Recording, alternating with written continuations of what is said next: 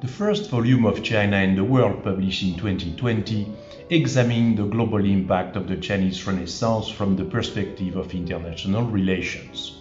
This second volume of China and the World explores the role of business in the relationship between China and the world.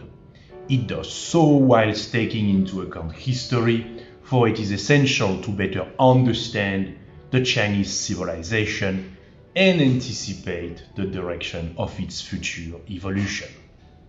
The reader can choose to go through the second volume without having perused the first one, but they are in fact deeply connected and complement each other as two pieces of the same jigsaw puzzle.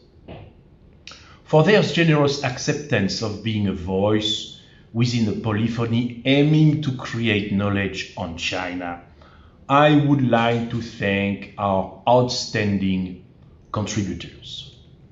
A polyphonic collection has the advantage of highlighting nuances that a monologic grand discourse would tend to erase.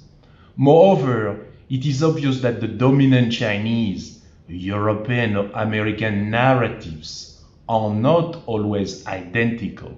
However, as in contrapuntal music, different melodies and rhythms can unfold in harmony. As stated in the first volume of China and the World, our conviction is that progress in the decades to come will be largely determined by the nature of the relationship between China and the world.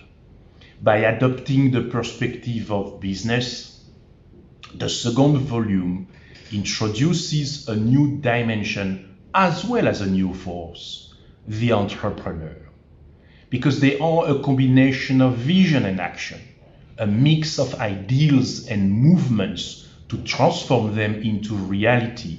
Entrepreneurs, be it economic, social, or even intellectual ones, are not only shaping the way China and the world connect to a great extent, but they can be accelerators of global progress.